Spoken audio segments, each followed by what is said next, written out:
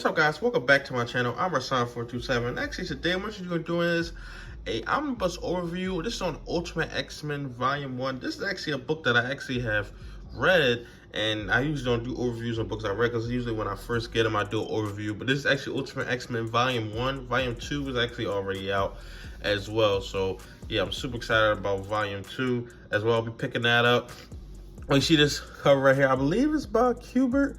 Right here, this actual cover, and there's actually another cover as well for Volume 1, which I actually probably preferred that cover over this one. I didn't absolutely love this cover, but I got it for a great deal. That's why I actually picked up this cover.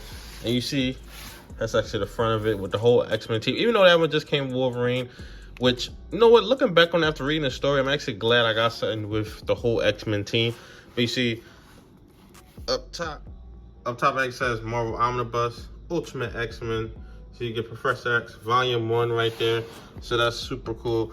And then actually on the back, thrilling, new, shockingly different. Now this is by Mark Miller. This is all of his run right here. Volume 2 has a bunch of different writers and even artists. But there are a bunch of different artists on here. But this is definitely a Mark Miller album. But I don't know why I didn't say by Mark Miller. I guess it's just Volume 1. Even though there's other people on here. But they only do a few issues. And they've done this thing, they've done Omnibus by somebody with, like, how can I put it, less, with them doing less issues. Like, he literally did 99% of this book, so I'm surprised they didn't say by, but I mean, it's just a Volume 1.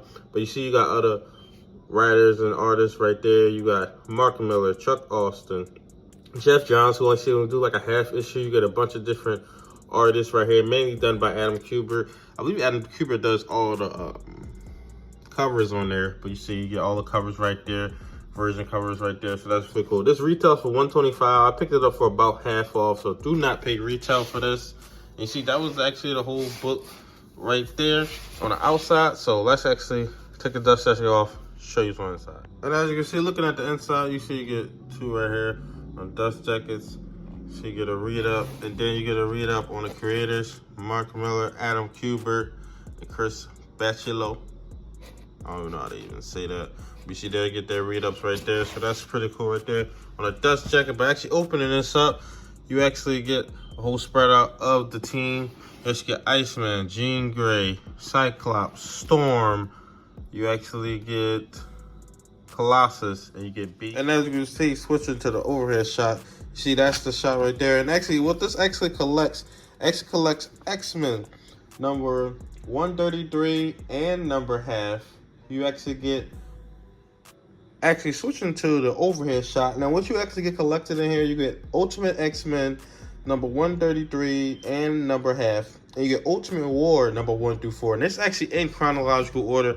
So I actually love that they didn't just do the whole story, then put the rest of the Ultimate War in the back. They actually did it in the order that's supposed to be in, which they actually don't do that all the time. I don't know why they don't do that for every omnibus. I really just don't get that at all. But it just, I don't know if, yeah. I just don't know why they don't do that. And you see, opening this up, you get a nice David Finch thing by actually Wolverine. So that's awesome. And then you actually get the read-up table of contents, tells you everything right here. This the order is actually in. Give you all the writers right there. Then you get the artists. You get a ton of different artists. You get Andy Kubert, Adam Kubert. You actually get Tom Rainey. You get Asad Ribic, who looks kind of different. I actually didn't notice him. This time I really started looking at it, I was like, oh, that is him.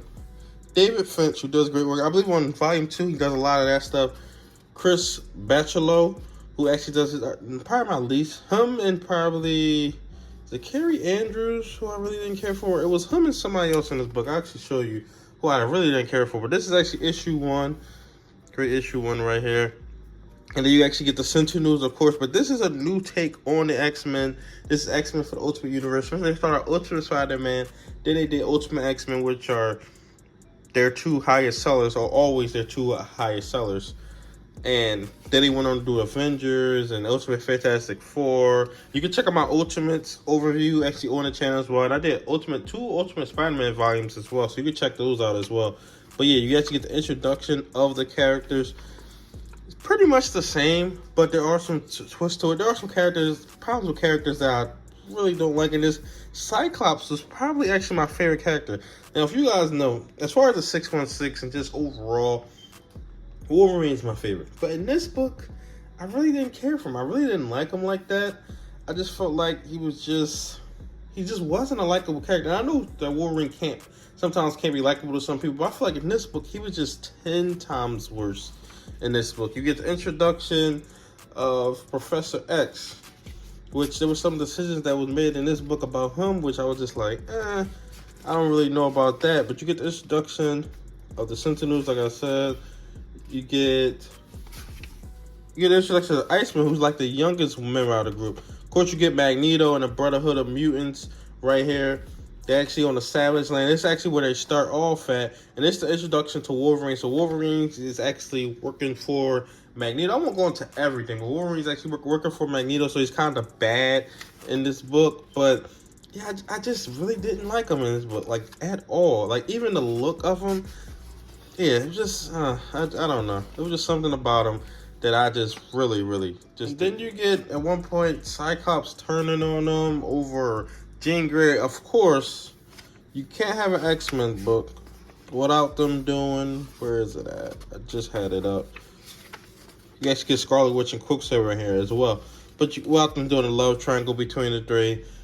And you know, I guess people could say it's a lot of worse because how the age of Jean Grey in this book, she's about 17, 18 years old. And I guess Wolverine is a lot older. I guess people say that a lot of Ultimate stuff doesn't hold up. I really enjoyed the book overall. But I definitely say there are some things that I really don't like about the book. Of course, the Wolverine character, but of course they had to do the love triangle actually between the three. And it's something that Wolverine does later on in the book, which I'll get into, which I really didn't understand why he did it or why they even let him back. It was all over Jean Grey, but it's like, I just don't feel that Wolverine would actually do something to that extent. And then you actually get Nick Fury in this book, who looks completely different than what he actually supposed to look like later on in Ultimate Universe. I don't know if they just switched up his look, but this looks more like the Nick Fury we know in the 616, but this doesn't really look like the Ultimate Nick Fury that we actually know. And then you actually get callbacks to Weapon X. You get to learn about Wolverine's backstory, which they do go into more and more once you get more into the Ultimate Universe and stuff like that. So they do something very interesting with that. And then you actually get Quicksilver and Scarlet Witch actually turning on their dad. You get the fight between Sabretooth and Wolverine, which is super cool right there. Yeah, there's a lot of action shots. I like the art overall. And this is probably my favorite part of this book, was actually the Gambit storyline. And this is actually, I believe it's 13 and 14. They did a Gambit side storyline, which he actually doesn't show up after this. But I thought the art was great. I thought the writing was great. This is probably my favorite thing about this book, especially with the hype of Gambit right now. But yeah, I love the art. I love the storyline in it. I believe it was just 2 issues that actually just, for some reason, went off on the actual story and just went to that story. Of course, humans hate mutants. They love everybody else, but they hate mutants, of course. And yeah, you just get a really good. And this is actually, I believe, the Ultimate War. No, where is actually the Ultimate War storyline? This art right here, I did not like at all. I didn't care for this art at all. I don't know if this is Carrie. I'm guessing that's Carrie Andrews. I don't even know who that actually is. Then we get the Phoenix stuff. It was completely different, pretty much, than what we got. You get the Hellfire Club. They actually bring out the Phoenix, so we actually get the Phoenix storyline in this. I guess if that's, you want to call that the Phoenix storyline. This is the Ultimate War. Basically, the Ultimate Avengers versus the Ultimate X-Men, or you could say crossing over. It was an okay overall storyline. Didn't really care for it really that much. I mean, the art was just fine, and the story was just, it was just okay, just to me personally. You get Magneto about to take over, which made sense because, like, if Magneto's about to take it to this whole other level, you got to have the Ultimates in it because they're there. So you can't just say, oh, they just weren't there. You had to actually put them in there. And then you get the Return of the King. You get this backstory on Professor X and Magneto. And where is it actually at?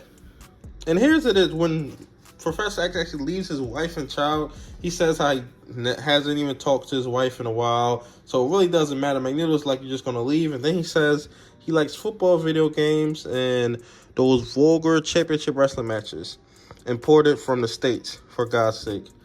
Realistic speaking, what's he going to miss about me? And this is what actually starts. His son actually is a villain inside this book. Well, this is actually the backstory on it. And you see he has a strained relationship with his wife, basically a strained relationship with his son as well. So his son powers are super extreme, like powerful. He's super powerful inside this book. So you actually got that inside I believe that's like the beginning of it, when the X-Men were kind of on the run at that time. But you actually get to see them actually looking for mutants. It's like the origin story that they always actually have.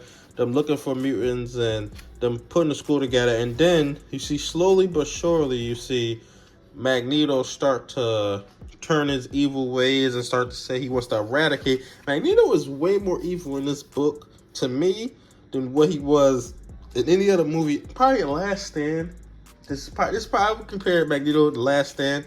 But he literally wants them to be gone. Like, in other iterations, he probably just wants, like, more rights for mutants and more better stuff for mutants. And it's interesting that people go back and forth on the Malcolm X and Martin Luther King thing, but in actually this book right here, they actually talk about that. I believe in the beginning of the book, they actually talk about how Spike Lee is actually making a Magneto movie, and they bring up something with Martin Luther King and Malcolm X. So it's interesting that some people go back and forth on whether that was supposed to be these two or not.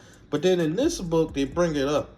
So I don't know if Mark Miller just heard people talk about it, that he just brought it up in this book. But they definitely reference that inside this book. And you see he actually gets stabbed right here.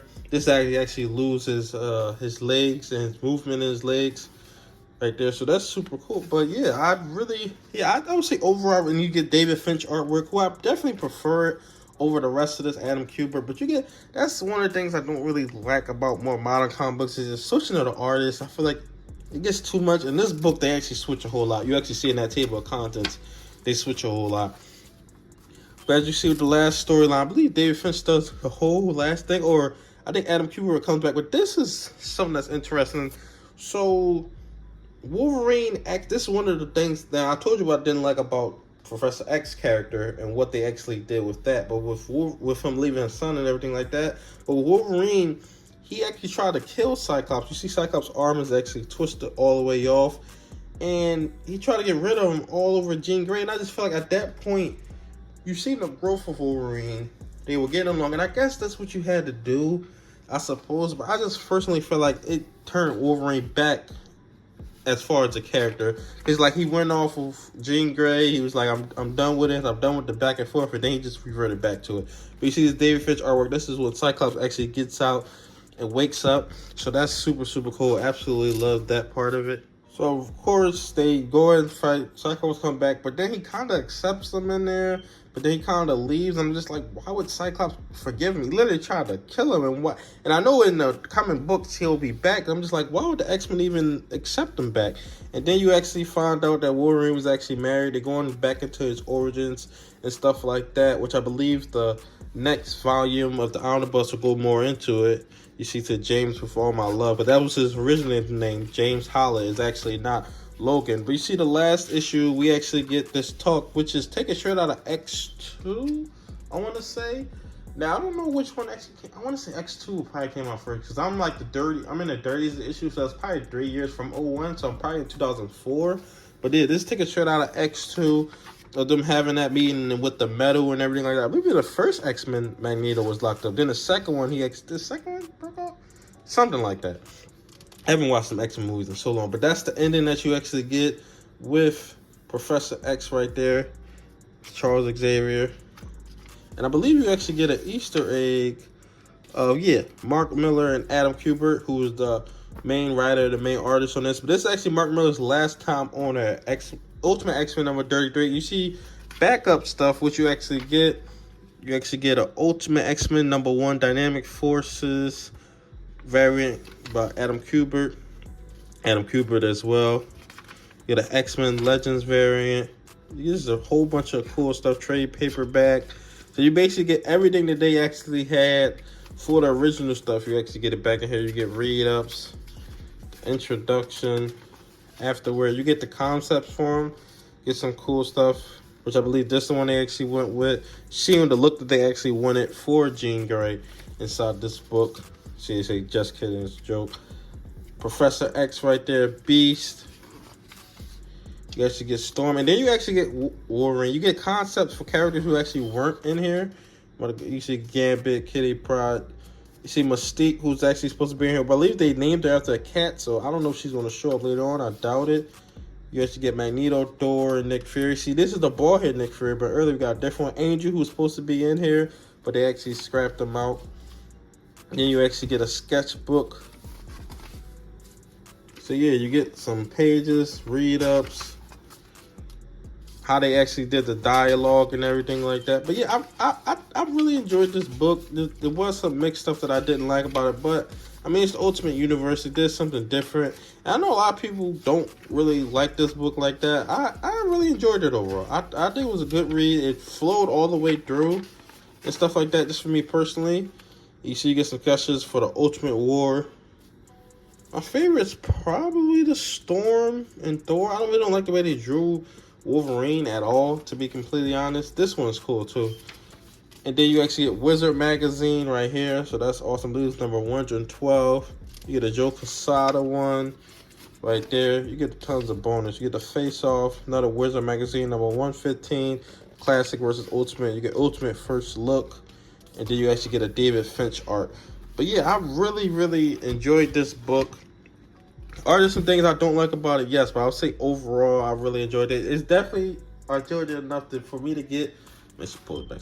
For me to get a volume 2 of this, I enjoyed it that much. But tell me your thoughts in the comment section below. Like, comment, subscribe. Thanks for watching.